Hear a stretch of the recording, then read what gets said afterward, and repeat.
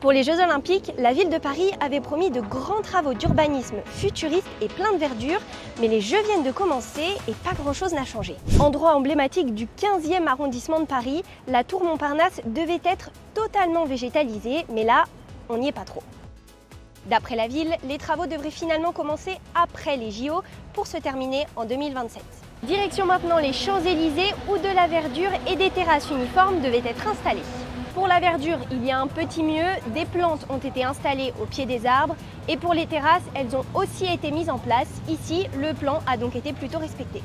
Un autre grand projet était celui de forêt urbaine et pour ça, plusieurs endroits dans Paris devaient accueillir ces espaces. Deux de ces forêts sont au rendez-vous, place de Catalogne dans le 14e arrondissement et ici même dans le quartier de Charonne du 11e arrondissement. En revanche, deux autres de ces forêts ont été abandonnées, le parvis de la gare de Lyon et l'arrière du Palais Garnier. Mais deux autres forêts devraient voir le jour, l'une place du Colonel Fabien entre le 10e et le 19e arrondissement en 2025.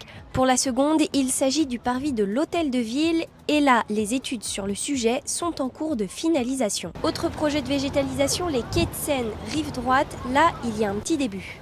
Enfin, l'esplanade du Trocadéro devait elle aussi se métamorphoser, mais après de multiples rebondissements, les travaux commenceront après les Jeux Olympiques. En revanche, l'aréna Porte de la Chapelle a bien été livrée en temps et en heure.